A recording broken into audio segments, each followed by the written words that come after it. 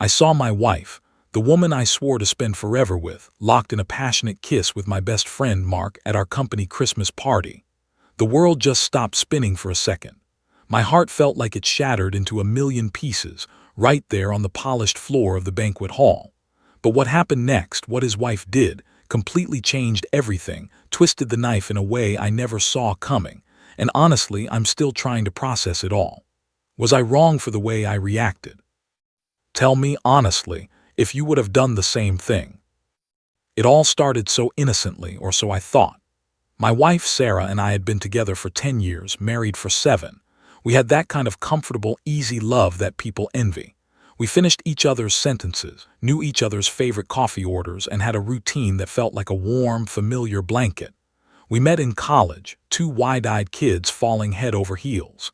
She was studying literature, always had her nose in a book, and I was in business, dreaming of making my mark. Our lives intertwined seamlessly.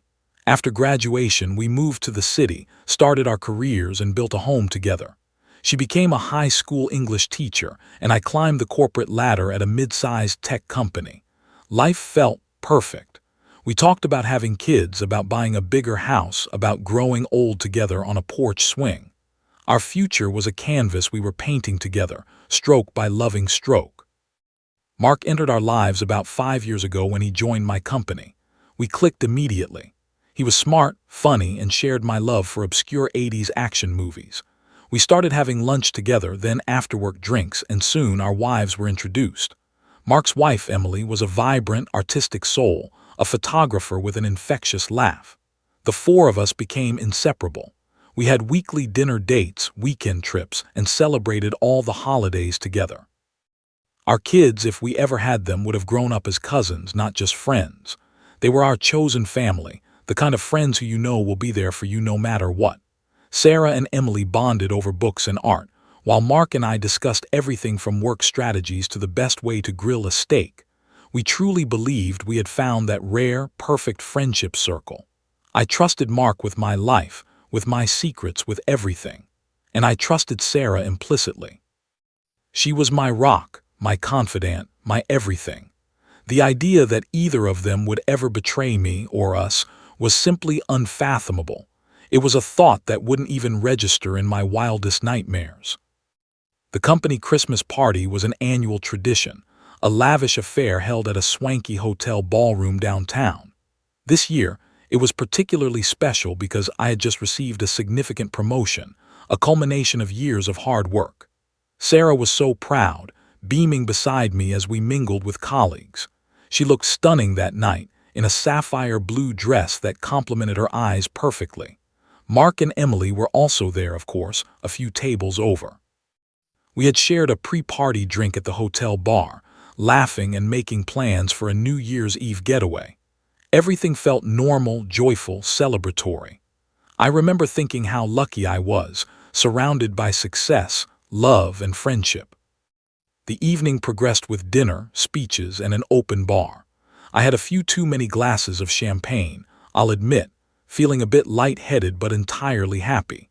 Sarah had gone to the ladies' room, and I was chatting with my boss about the upcoming quarter. When she hadn't returned after about 15 minutes, I started to feel a little concerned, more out of a sense of wanting to check on her than anything else. I excused myself and began to scan the room, thinking she might have stopped to talk to someone. The ballroom was dimly lit, festive lights strung everywhere, and Christmas music played softly in the background. My eyes swept across the dance floor, then towards the quieter corners where people were having more intimate conversations. That's when I saw it. Tucked away near a large, decorative Christmas tree, partially obscured by a group of laughing interns, were Sarah and Mark. They weren't just talking. They were pressed against each other, their bodies intertwined, their lips locked in a deep, undeniable kiss. It wasn't a friendly peck, not a quick, drunken mistake. This was a passionate embrace, full of an intensity that made my stomach churn. My breath caught in my throat. The festive music, the cheerful chatter, the clinking of glasses, it all faded into a muffled, distant hum. All I could hear was the frantic pounding of my own heart in my ears. It was like watching a scene from a movie, A terrible, heartbreaking movie where I was the unsuspecting protagonist. My wife, my best friend. My entire world imploded in that instant. My mind raced, trying to make sense of what I was seeing. Surely it was a mistake, a misunderstanding. Maybe it was a dare, a joke gone horribly wrong.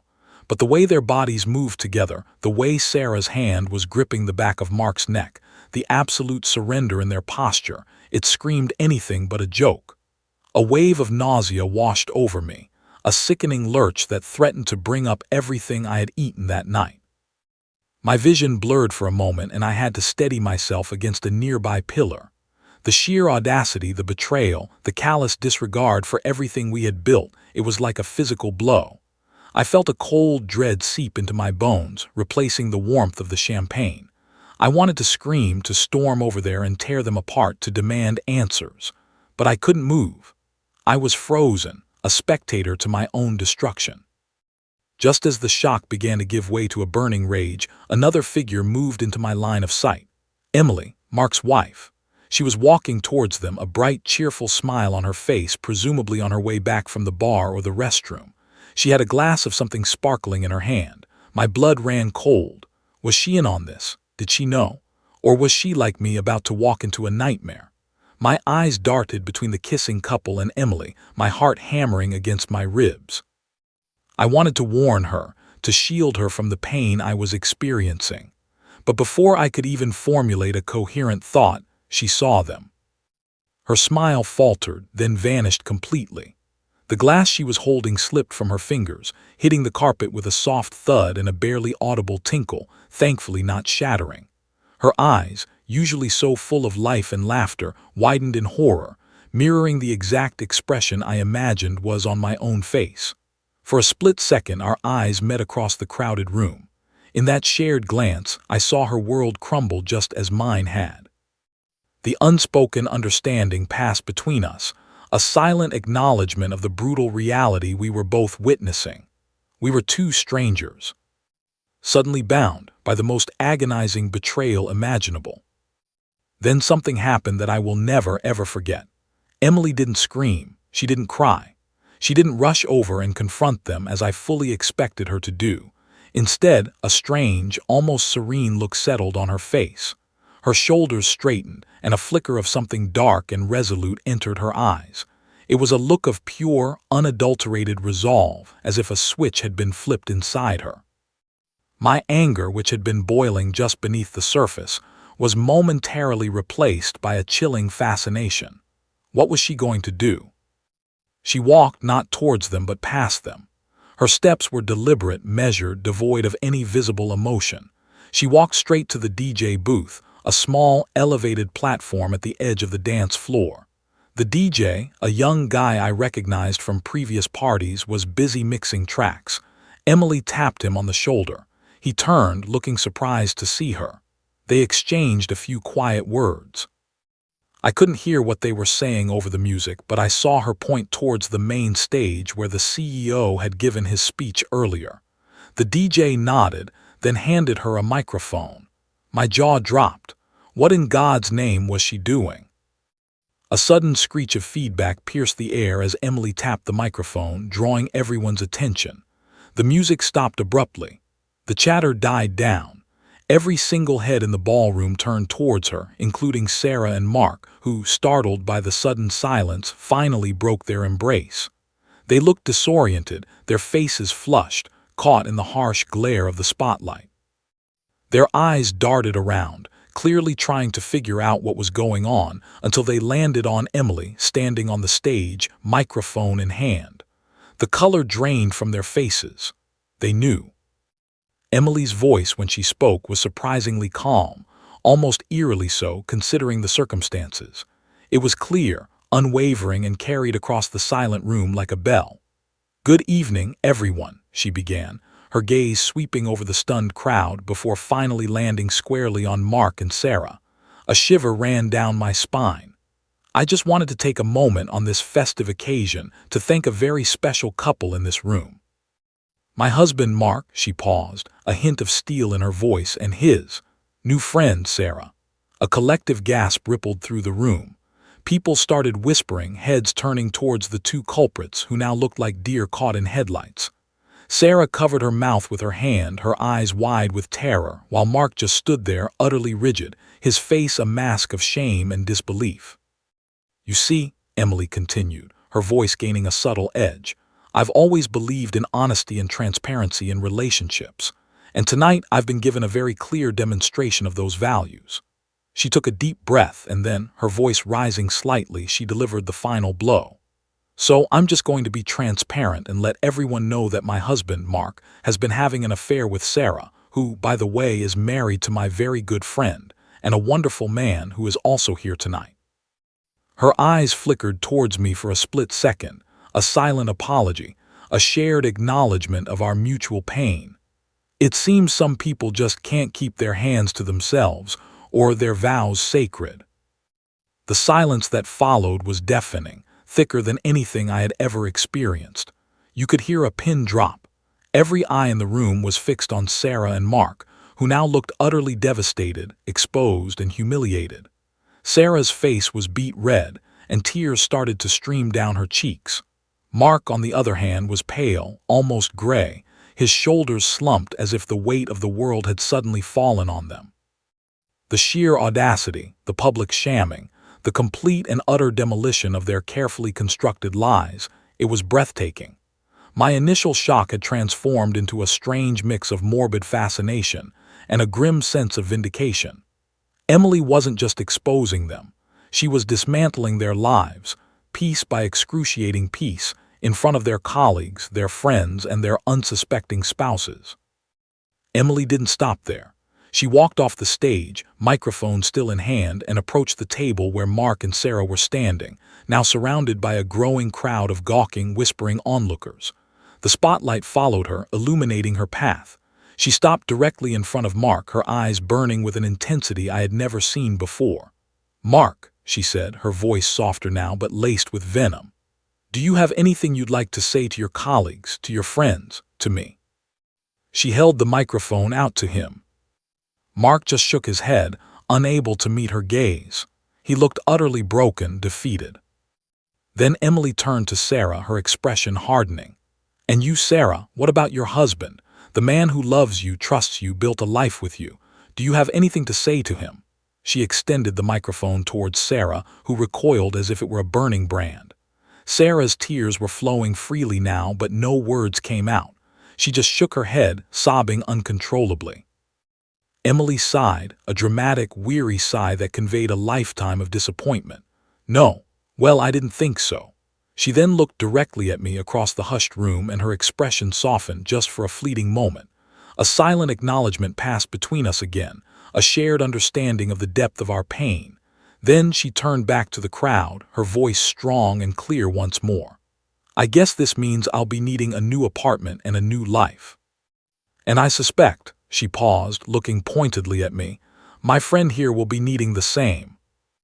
With that, she calmly handed the microphone back to the bewildered DJ, turned on her heel, and walked out of the ballroom, head held high, leaving behind a stunned silence and two utterly ruined people. The doors swung shut behind her with a soft click, a final punctuation mark on the most dramatic event I had ever witnessed. The spell was broken. Whispers erupted, quickly turning into a cacophony of gasps, murmurs, and outright exclamations of shock. People started scrambling, some rushing to comfort Sarah, others looking at Mark with disgust.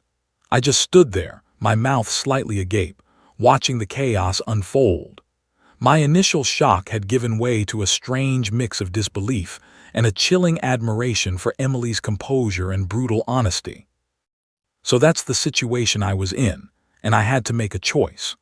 The raw, gut-wrenching pain of betrayal, coupled with the utterly public humiliation, hit me like a physical blow. But then there was Emily's move, her decisive, public shamming that somehow, bizarrely, felt like a shield. It was a bizarre kind of justice, carried out with such a cold, clear precision that it almost overshadowed my own personal devastation for a moment. Before I tell you what happened next, what I did, and how I navigated the wreckage of my life, I want you to pause and comment below what you would have done in my shoes. Would you have confronted them immediately, gone quietly, or admired Emily's brutal honesty as a path to your own next steps. After Emily left, the room was a whirlwind of activity, but I was still frozen, observing everything as if through a thick pane of glass. Sarah eventually broke away from the small group of concerned colleagues who were trying to console her. Her eyes, red and swollen, finally found mine across the room. The look on her face was a mixture of shame, terror, and a desperate plea. She started to move towards me, slowly, hesitantly, as if she were walking on broken glass. Mark, meanwhile, had vanished into the crowd, probably seeking refuge in the men's room or just trying to disappear from existence. I watched Sarah approach, my heart a dull ache in my chest. Every step she took was a step closer to the inevitable confrontation, the moment when I would have to face the woman who had shattered my world. When she finally stood before me, she didn't say anything. She just reached out as if to touch my arm, but I instinctively recoiled. The thought of her touch, after what I had seen, was repulsive. Her hand dropped and she just stood there, tears streaming down her face, her shoulders shaking with silent sobs. The silence between us was heavy, laden with unspoken accusations and years of broken trust. I looked into her eyes, searching for an explanation, a shred of remorse that might offer some understanding. But all I saw was fear and regret, not for what she had done, but for being caught. That's how it felt anyway. "Sarah," I finally said, my voice barely a whisper, hoarse with unshed tears. "How long?" She flinched at my question, unable to meet my gaze. I don't know," she stammered, her voice choked with emotion. "A few months. It just happened." "It just happened," I echoed, the anger finally bubbling to the surface. My voice rose slightly, drawing a few more curious glances from the lingering partygoers. "You just happened to destroy our marriage. You just happened to betray my trust with my best friend. Is that what you're telling me?" She started crying harder, shaking her head. No, it's not like that. I'm so sorry, I messed up. I made a terrible mistake. Please forgive me." She tried to reach for me again, but I stepped back. "Forgive you?" I asked, a bitter laugh escaping my lips. "Forgive you for what? For making a fool out of me in front of everyone? For lying to me for months? For destroying everything we had?" The words tumbled out, fueled by a mixture of pain and righteous fury. I didn't care who heard us anymore. My life was already on display thanks to Emily. "I don't know what I was thinking," she sobbed, burying her face in her hands. "It was stupid, reckless. I don't love him, I swear. It was just a moment of weakness." "A moment of weakness that lasted a few months," I challenged, my voice dripping with sarcasm. "That's a pretty long moment, Sarah. And you know what else just happened? Emily just announced your affair to our entire company, to everyone who knows us. Do you have any idea what you've done?" She looked up at me, her eyes wide with fresh panic. "I know. Oh God, I know. It's ruined everything. Our lives are over." "Our lives," I repeated, the emphasis on "our" feeling like a foreign concept now. "There is no our anymore, Sarah. You ended our the moment you kissed Mark." I turned and walked away, leaving her standing there, sobbing uncontrollably. I didn't know where I was going, just that I needed to be anywhere but there. The banquet hall felt suffocating, filled with the ghosts of a perfect life that no longer existed. I pushed past bewildered colleagues, their whispers following me like a dark cloud. I could hear snatches of conversation. "Did you hear what Emily said? Can you believe it? Pour my name." The pity in their voices was almost as unbearable as the betrayal itself. I found myself in the hotel lobby, a sprawling, elegant space usually filled with the cheerful bustle of tourists and business travelers. Tonight, it felt empty, hollow. I needed air. I needed to escape. I pushed through the heavy revolving doors and stepped out into the cold night air. The city lights blurred into streaks of color as tears finally welled up in my eyes, blurring my vision. The cold helped to clear my head, but it couldn't numb the pain in my heart. I pulled out my phone, my fingers fumbling as I tried to call a taxi. I just needed to go home, to our home, and somehow try to process this nightmare. As I waited for the taxi, leaning against a lamppost, I saw a familiar figure emerge from the hotel. It was Emily. She was walking purposefully, carrying a small overnight bag. Our eyes met again, and this time there was no surprise, just a quiet understanding. She walked towards me, her face still composed, but a flicker of raw hurt visible in her eyes. "Hey," she said softly, stopping a few feet away. "Hey," I replied, my voice still rough. I don't know what to say, Emily. I'm so sorry." She shook her head. "Don't be sorry. You didn't do anything. We're both victims here, aren't we?" Her voice was steady, but I could hear the tremor beneath the surface. "What are you doing?" I asked, nodding towards her bag. "I'm not going back to that apartment," she stated simply. "I packed a bag while Mark was showering this afternoon. I had a feeling, not specifically about Sarah, but about him. He's been distant, secretive. I'm staying at my sister's place tonight. I couldn't face him, not yet." My heart went out to her. She had been living with this suspicion, preparing for the inevitable, while I had been blissfully, ignorantly happy. "I wish I had known," I said, my voice thick with regret. "Me too," she replied, a faint, sad smile touching her lips. "But it's out now, and honestly, I feel a strange kind of relief. The truth, no matter how painful, is always better than living a lie." "You were incredible up there," I admitted, a genuine awe in my voice. "The way you handled it, I don't think I could have done that." She shrugged. "What's the point of screaming and crying in private when they've been lying to your face in public for months? No, I wanted them to feel every ounce of shame they deserved. I wanted everyone to know exactly what kind of people they are." Her eyes flashed with a cold fire, a fierce determination that was both terrifying and admirable. My taxi pulled up then, and I hesitated. "What now, Emily?" She looked up at the hotel, then back at me. "Now we pick up the pieces, separately for a while. Then maybe we find a new path forward. I don't know what that looks like yet, but I know it doesn't involve either of them." She extended her hand. "It was good to see you." "Under better circumstances, of course." I shook her hand, a firm, comforting grip. "You too, Emily. Please let me know if you need anything." "You too," she said, and then she turned and walked off into the night, a lone figure disappearing into the bustling city. Her strength, her raw, unflinching courage in the face of such public humiliation, left an indelible mark on me. It was a strange kind of solace, knowing I wasn't alone in this particular hell. The taxi ride home was a blur.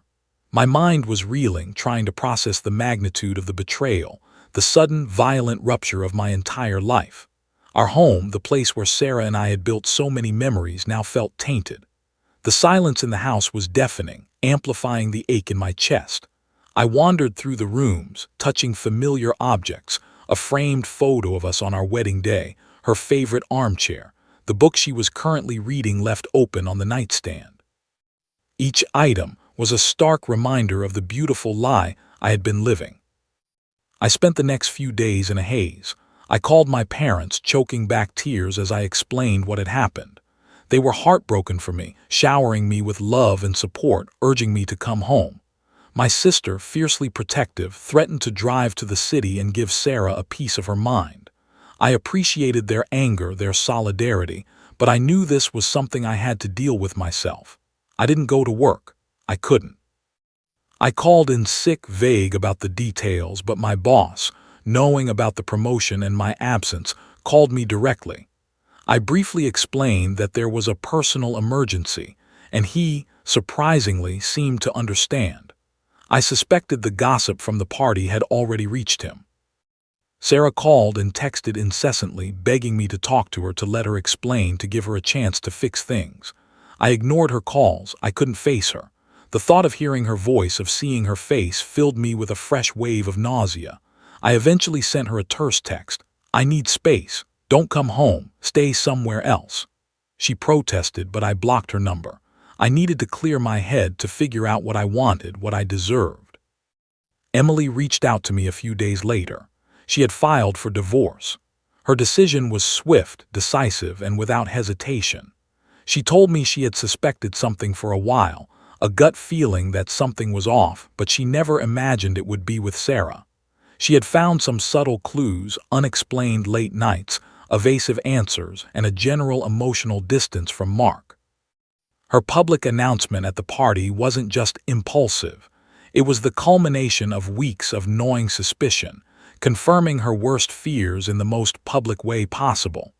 Her bravery was still astonishing to me. I too started the divorce process.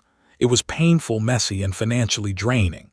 Sarah resisted at first, still pleading for forgiveness, still trying to convince me it was a mistake, a momentary lapse in judgment. But I was firm. The trust was broken beyond repair. The image of her and Mark kissing was burned into my mind, an inescapable nightmare that replayed itself over and over. Every argument she made, every tear she shed, felt hollow and disingenuous. I couldn't unsee what I had seen, couldn't unfeel the depth of the betrayal. The fallout at work was immediate. Mark was quietly let go a few weeks after the party, citing restructuring. It was a polite way of saying he was fired for his incredibly unprofessional and unethical conduct. Sarah, being a teacher, didn't face the same public scrutiny from her employer, but I knew her reputation among our mutual friends and colleagues was shattered. The gossip, as expected, spread like wildfire. Some people took sides, some offered sympathy, and others just gawked from a distance. It was an uncomfortable, humiliating period of my life. The entire experience changed me. I became more guarded, more cautious with my trust. The easy optimism I once had about love and friendship was replaced by a cynical realism. But paradoxically, it also made me stronger. I realized I was capable of surviving something I thought would destroy me. I learned to lean on my family, to seek comfort in genuine connections, and to value myself enough to walk away from a toxic situation. It was a painful education, but an important one. Months passed. The divorce was finalized, leaving me with a clean slate, albeit a scarred heart. I moved out of our shared home, selling it and starting fresh in a new apartment in a different part of the city. It felt like shedding an old skin, leaving behind the ghost of a life that was never truly mine. I kept in touch with Emily. We didn't date or anything like that. Our bond was forged in shared trauma, a unique connection that transcended romance. We would meet for coffee occasionally, sharing stories of our healing journeys, offering each other quiet support. She was a constant reminder that even in the darkest moments, there could be strength and resilience. She started her own photography business, channeling her pain into her art, and found a newfound independence that was truly inspiring. I also started seeing a therapist, which was incredibly helpful. It allowed me to process the grief, the anger, the confusion, and to slowly, painstakingly rebuild my sense of self-worth. I learned that healing wasn't a linear process but a series of ups and downs, good days and bad. There were still moments when the image of Sarah and Mark would flash in my mind, causing a fresh pang of pain, but those moments became less frequent, less intense. The sharp edges of the wound began to soften, leaving behind a scar that, while visible, no longer throbbed with agony. Life, slowly but surely, began to move forward. I focused on my career, on my friendships, and on rediscovering who I was outside of a marriage that had been built on a foundation of lies. I took up new hobbies, traveled, and spent more time with the people who truly loved and supported me. The betrayal was a part of my story now, a dark chapter, but it wasn't the whole book. I was the author of my own narrative, and I was determined to write a new, happier ending. Looking back, that company Christmas party was the night my life shattered, but it was also the night Emily, a true force of nature, inadvertently saved me. Her public expose, her unwavering resolve, gave me the clarity and the courage to see the truth, to confront the betrayal head-on, and to walk away from a toxic situation that would have continued to fester in the dark. It was a brutal awakening, but a necessary one.